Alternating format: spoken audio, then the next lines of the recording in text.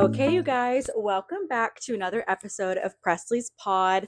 I did something different with the lighting today, so if you hate it, please let me know. And if you're listening on Spotify, shout out because Presley's Pod is now on Spotify, then it doesn't matter because you can't see me anyway. And sometimes, you just need to hear me while you're walking to work, while you're driving in your car, whatever. The feedback that I got was like, please put it on Spotify so that I can go about my day while I listen. And I'm like, you don't want to carve 20 minutes out of your day to sit in front of a computer and just watch me talk to you?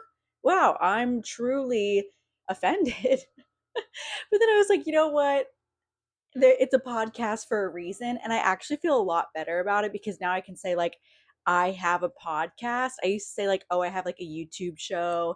But now I can say, like, it is a podcast. You can listen to it on Spotify. Okay, so today I was like, you know what? I think we're due for a little story time. And this story time does not involve a man, it doesn't involve a funny dating story. This episode is giving health is wealth, okay?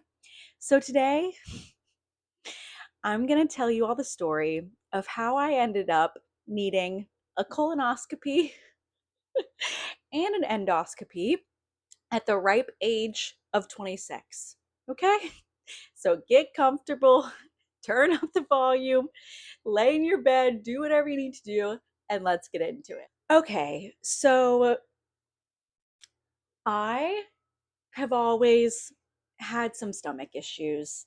Like nothing too crazy, but I swear something just wasn't right. And honestly, the more that I got close to Addie and Lauren and we started traveling together and we started spending more time together, I was like, oh, you guys don't have to stress about like what you eat and you don't have to stress about making sure that things aren't going to make your stomach hurt. Interesting. Like I thought this was something that everybody goes through. I was started to have to like worry about what I was eating all the time because I knew that it would make my stomach hurt. And then I was like, well, I can't be bloated if I'm going to wear this outfit tonight. That means I can't eat this. That means I can't do this. And it went from like uncomfortable to pain. When Addie and I went on our pickleball date, I was in pain. I now I can like clock certain moments where I've been in a lot of stomach pain, and I started to realize like, okay, this isn't normal. And then starting this year, like 2026, I started to notice that I wasn't really getting hungry anymore. And not like, oh, I'm just like so skinny, blah, blah, blah. Like, I'm just not hungry. Like, no, I would be like, why do I look like I'm 6 months pregnant, but I'm not hungry? Like, I just went to Soul Cycle and pedaled faster than everyone in there. I should be like ravenous. And then I would eat like a very light breakfast after that. And it would feel like I ate like a 15 course like omakase meal. Like I was just so full all the time. And then I would get hungry. And then by the time I would eat something, I would take two bites and be like, I don't want this anymore.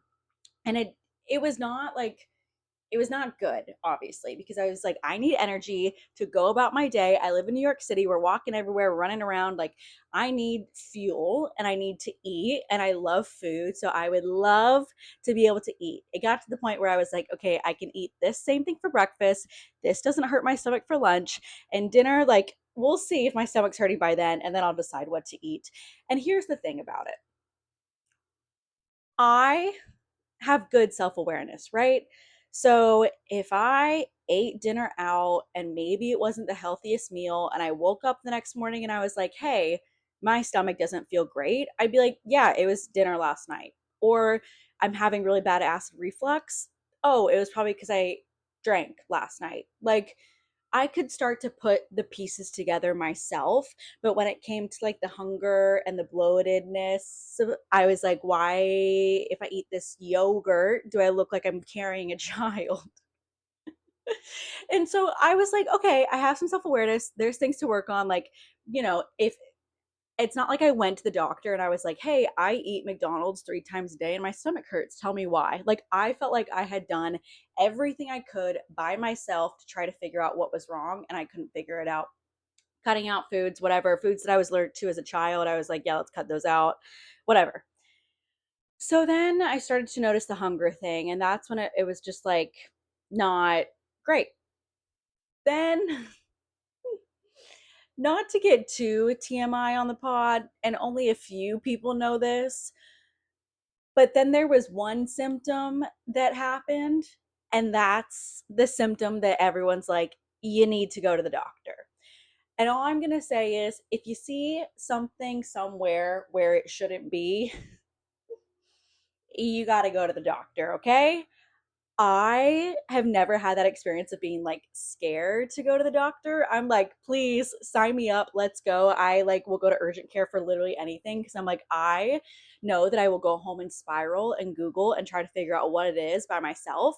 So I would rather have a doctor, a medical professional tell me what's going on. And here's the thing, okay? I'm 26.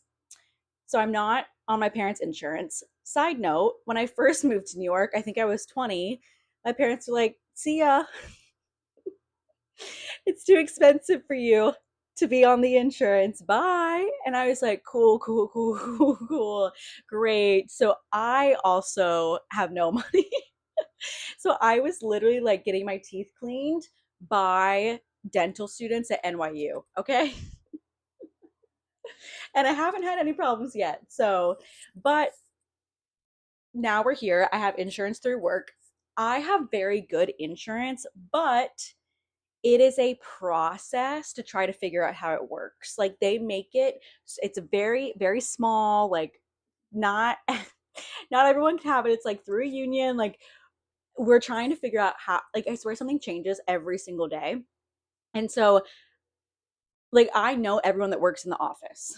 I've met them all. We email like, hey Presley, hey you, blah blah blah. Like that's not normal. Anyway, so once you figure out the insurance, it's great. I swear I've paid like no money for all of my like I have everybody: chiro, acupuncture, derm, gyno, ENT, allergy doctor, I primary care, physical therapist. I have everyone, and I swear like I figured it out. Anyway, so all of my friends and I, because I meet all my friends through work, we all have the same doctors. Like I'll get a text and it's like, hey, I need a gastro. Boom, send. Hey, I need a gyno. Send. Hey, I need a derm. Send. Hey, I need a ENT. Send. And I'm like so happy to be that person for all of my friends. And I'm like, you know what? See you there. Oh, therapist. Yep. There you go. So well, we don't all have the same therapist, but some of us go to the same office because you're like, once this office knows how to deal with the insurance, then it's one less thing for you to worry about. Anyway, so I had that symptom that kind of like perked the ears up a little bit of like, okay, something is wrong. So I did my research, figured out my insurance, went to a gastroenterologist, I think they're called. I should know this, whatever. Sit down, talk to her. They poke around, they do a few things. We're chatting, and she's like, I think that you need to get a colonoscopy and an endoscopy. And she was like, I do it. It's like downtown. We'll schedule it in advance, whatever. And I was like, great, because I met her and immediately I was like, I trust you. Like, you know, when you meet doctors and they truly, you feel like they just don't care. But with her, I was like, maybe she's putting on a show, who knows? But I was like, this, I feel good about this vibe. Like, I trust you to put me to sleep and do what you're going to do to me while I am asleep. Okay. So, as we start getting closer to the colonoscopy appointment, you have to do some prep before, okay? So 7 days before, you have to start eating kind of like plain foods. And it's really not that bad because I was kind of doing that anyway. And that part's not bad. I'm not going to get into detail, but this timing worked out perfectly because the 26-year-old was visiting. And the minute that he left, I got to start the rest of the prep privately. Okay. I had to drink the drink the night before and the morning of. And you have nothing in your stomach by the time you drink the drink, okay? The most disgusting thing I have ever drank. And it like, let's just say, let's just say I'm very happy that I was here alone. Alone, and I just got to enjoy my time doing the prep alone. The thing that I was worried the most about was ending up like messing up the prep or doing it wrong and then having to start this showing up and having to like start this process all over again because I did something to mess it up. The number of times that I read through the instructions of how to do all of this, probably like 10,000 times, because I was like, okay, at this time I drink this. At this time I have to stop eating. At this time I'm allowed to have X, Y, and Z foods. And then I would Google it and be like, are you sure you're allowed to have X, Y, and Z foods? And then I would put it in chat and be like, are you sure you're allowed to have all these foods or like these drinks, whatever. So it basically, like, sitting in front of me, I had the nasty drink, a Gatorade, a ginger ale, other electrolytes, water, and then like orange jello. And you drink the drink, whatever. The next morning, had to finish the drink. Oh, it's like, oh, it's so disgusting. So by this point, it had been like over 24 hours with no food in my stomach. And luckily, I was hungry. I was like, okay, this is a good sign. But when I'm hungry, I have no like energy, nothing, nada, I'm done, whatever. So I go to my appointment. I took the train, shout out to me, saving some money on an Uber because it was all the way downtown. So it's like going to be $50, $60 from where I live. So I was like, you know what? Whatever. We're just going to take the train. I can do it, get my steps in. So in the packet that I read 1,000 times, it says you have to have a responsible adult pick you up since you're going under anesthesia. Okay. And so I said, who are the responsible adults in my life? Addie and Lauren. And they both had busy, busy days. They were going to game 3 of the Knicks that night. Addie was coming from Soul Cycle. Lauren was coming from home, blah, blah, blah. Like, we were busy. I wasn't busy. They were busy. And I just want to give a shout out to them because there was no doubt in my mind that they wouldn't show up. There was no doubt in my mind that they'd be like, oh, I'm so sorry, like this came up, I can't make it, or oh, blah, blah, blah. Like, I asked them to be there for me. They were there for me and they showed up. And that this was the first time that we've ever had to like deal with something like that. And so I just want to give a big shout out to them for picking me up. Anyway, so I go there, I like meet the nurse, whatever. She gets me ready. She does like the blood. We do all the things. And I was nervous about the blood because I was like, I haven't eaten in like a while. So if I pass, if I like die from you taking my blood. Anyway, so I get into like my little gown and I put my little like hospital socks on and I put my little hairnet on. And I don't even wait. How did I get from like the nurses to the? Oh yeah, yeah, yeah. So they did the blood thing, and then they got ready for the IV, and then I walked. Yeah, I walked like just a couple steps. Okay, it's coming back to me. I walked a couple steps to like the operating room, whatever. Walk in, 3 women, my doctor, another girl, and the anesthesiologist. I was like, oh, thank God. I was like, I picked the right place. Like, I do not want a man in here, not because I'm embarrassed by a man, just because women don't, yeah, you know what I mean? Like, our bodies are different. So she knows what she's doing, whatever. And I just feel more comfortable. Yeah, right. So I'm laying there on my side, arms sticking out, ready for this nurse to put the thing in me so that I can go to bed. Okay. And the other things. So that I can go to bed and enjoy my nap. Okay. Sabrina Carpenter was playing. When Did You Get Hot was playing on speaker in this operating room. And I said, yes, this is exactly where I'm supposed to be. So I'm laying there ready to just drift away. So excited to eat something after all this. And all of a sudden I hear a doctor from over here say something about my insurance. And the amount of times that I have argued with doctor's offices saying, I know for a fact that you take my insurance. I know it looks weird. I know it doesn't look like real insurance, but I know for a fact that you take this insurance. So take it. Call the number on the card. They'll tell you that you take it. So figure it out. So I was like, oh, I thought I did all of my prep work to make sure that they like cover this, whatever. And I was like, they're not going to tell me to just like leave right now. Anyway, she whispers something about my insurance to the doctor. The doctor comes over, my girl, shout out. And she was like, hey, I want to do a food sensitivity test while we're inside of you, but your insurance doesn't cover like the lab that it gets sent to, whatever.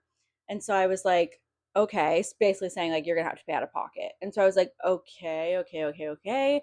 So I asked her like, oh well, can I do like an allergy food sensitivity test? Is that going to give the same results or is this completely different? She was like, no, this is completely different, but and I could this was like something that I definitely needed to do. And so I was like, are you sure that there's nothing else that I can do to like get those same results? And she was like, no. And I was like, cool. And then I was like, off the top of your head, how much? How much are we talking? Can I talk you down a little bit? Can I bring us down? She was like, it'll probably be a couple hundred. And I was like, oh, okay. And not to like be but honestly no, I am a good saver, and like this is why I save, so that if something comes up like this and it's like, oh, I need an extra couple hundred now to pay for something that's my health, like this is why we should be saving. Okay, we'll talk about that another time. Now's not the time. But when it comes to your health and like your well-being and like your health is wealth, okay? So I was like, yeah, oh, that's totally fine. Like granted, if she said a couple thousand, I'd be like, okay, maybe we pump the brakes on that and I'll like figure it out another time. But a couple hundred, I was like, oh, go for it, girly. So they do the thing. Sabrina Carpenter's playing. She's like, take a deep breath. They do the oxygen thing. She's like, breathe deeply, whatever. Boom. I wake up in the the finish room. Like you're done. I wake up, I get some water. The nurse is like, how are you feeling? He was like, do you want a snack? Do you want to? And I was like, no, I'm okay. I don't know if my stomach can handle a snack right now. I mean, granted, it was just plain crackers, but sitting there started to feel better. I felt like a little woozy getting up, going out of there. But the doctor came in and we, she was like, everything looks normal. Like we didn't find anything. And I was like, obviously that's a good thing, right? Obviously. But especially with the symptom that I had that got me to the doctor, I was like, so then what is it? Like, I kind of was hoping that they would find something just so this could be done and my stomach issues could be solved, whatever. And she was like, but we still obviously like do biopsies and we send stuff to labs. So we'll schedule a follow up in 2 weeks and you'll come in and we'll talk about it. And I was like, I'm in love with this woman. She's the best. So I was like, okay, great. She hands me a packet of information and I walk out the door and I open the door to the waiting room. Boom, Lauren and Addie are sitting there. Ah, oh, thank God. We get in an Uber. I eat a banana because I was like, this feels safe. I eat a banana. They bring me home. We sit for a second and they're like, you good? Because we got to run. And I'm like, yes, I am good. Thank you so much. Love you all. Have fun at the next game. So I'm sitting there. Things are feeling okay. I was like, wow, I am starving. So let me play it safe and just get like a chicken and rice wrap situation. Got the wrap. Sean FaceTimes me and he's like, hey, how did it go? Like, I just wanted to, like, I'm in your neighborhood if you need anything. He's like, oh, wow, I truly like just love my friend so much. So I was talking to Sean and then like my stomach really started to hurt because no food, eating that, they're basically like blowing air into like and so I said to Sean FaceTime, I was like, I am so sorry. I gotta go. I need to go lay down ASAP. So I lay down, whatever. And then I get up because I'm like, okay, I'm getting hungry again. Great. I walk into the kitchen and I say, oh, maybe I should like look at these pamphlets that they gave me that have just been sitting on the counter since Lauren and Addie were here. And let me just say, thank God Lauren and Addie didn't take a little glance at the pamphlets, because they, while the cameras are inside of you, they take pictures and they print those pictures out for you like a little scrapbook, and they put it in the pamphlet for you to take home. And so part of me is like, I do I throw this away? Like, do I keep it? Like, my super goes through my trash. Do I rip it all up and like take my name off of it? But I'm like, you know what? We're gonna keep the pamphlet in like a hidden place for now. So all of that finishes. Like, I'm feeling back to normal now. Like, luckily, no like crazy. I mean, obviously, anytime you're going under, or even with like this procedure, she was like, there are side effects. Like, things could happen. It's not gonna happen. It's very routine, but like still. And so I was kind of nervous getting there. I was like, oh my gosh, I haven't had like, last like surgery that I had was knee surgery in like 2014. So I haven't done this in a while. And then you're also like, wait, what if they find something like really scary? And then also, what if they find nothing? So now I've decided to figure out, I'm not going to like take matters into my own hands, okay? But I'm just doing some more research, and I'm following like doctors on Instagram, okay? Like doctors. And one of these doctors was on the Mel Robbins podcast. Can't remember her name. Maybe I'll put it in the show notes, but it's basically a gastro that was on the podcast. Like, you can find it probably. And one of her number one tips was like, all of this stuff that you see on Instagram and all of these things about like fiber and probiotics, like, she's like, don't let that mess with your head. Anyway, so when I say take matters into my own hands, I mean, I'm going to like read some books and do some research and see what else could be going on. And then I thought, you know what? All of this could be stress and anxiety related, because my therapist was like, well, yeah, whenever we like do a like an anxiety test, like a lot of the symptoms are physical. And so I was like, interesting. So maybe if I can work on my stress levels, staying nice and low, cool, calm, collected, go with the flow, and we can work on not stressing so much about the future, then the anxiety levels can stay nice and low, and we can just be in the moment and keep my stomach happy. I'm hoping that like maybe that with some other like testing. I had all my friends have been so great and sent me doctors of like, oh, you should go to this like holistic person and this whatever. So we're gonna keep, seeing what's going on, because it gets to a point where like you're uncomfortable and it's annoying, and it's like it's always in the back of my head, and I'm like, I have other things that I would like to be focused on. And with the stress levels, I'm really trying to work on like romanticizing my day to day and doing everything intentionally, and doing it from a place of, it sounds so cheesy, but like to be your own best friend and to pour love into yourself. And I'm like trying new things to mix up my routine. I'm going on walks in the mornings now that the weather is like so nice, and waking up early, even earlier. I think I'm becoming a 6 a.m. girly, so that I can wake up, have a second, go on my walk, and get things done. And I'm also trying to be more like aware of every single thought that's in my mind, and just notice things around me and how I react to certain things. Like, for example, if I'm walking down the streets of New York City and I start to feel myself getting angry at like the people in front of me, for example, if they're going slow, if they're not paying attention, I'm like, okay, am I really angry at these people, or is something else stressing me out, or am I just hungry, or am I just thirsty, or am I tired? Like, just trying to be aware and notice my thoughts, notice my feelings, so that we can keep everything nice and low. Stress. It's going to be okay. Everything's going to be okay. So that is going, that's kind of what's been going on in my life. I have my follow up next week. So I'm hoping that everything is peachy, maybe. But all of this to say, if you're having anything weird going on, like, please go to the doctor because you never know what it could be truly.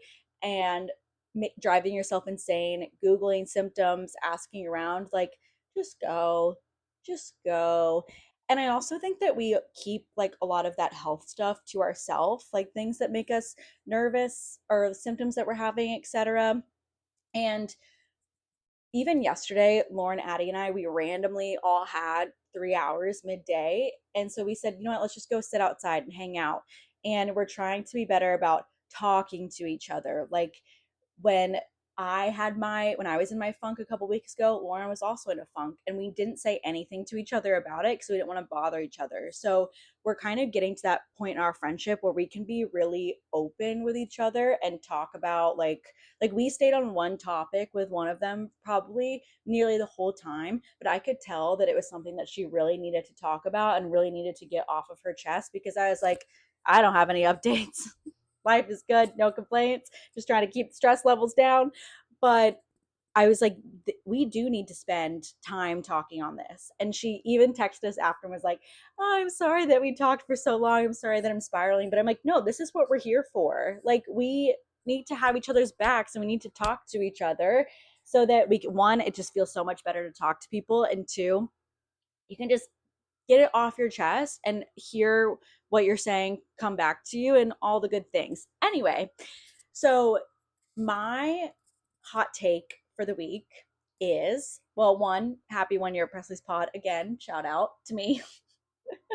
But two, something that Lauren and Addie did. I can't remember where I was, but I was busy, or actually I think they invited me and I said, you know, I think I'm gonna stay home. I was busy. I was so busy, so busy.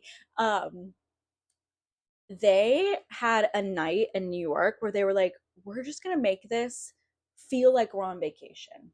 Yeah. Because sometimes over the summer, there's all this weird pressure of like, where are you traveling to? What are you doing? Where are you going? Are you going to the Hamptons? It's like, oh my gosh. But you can make your own vacation a staycation.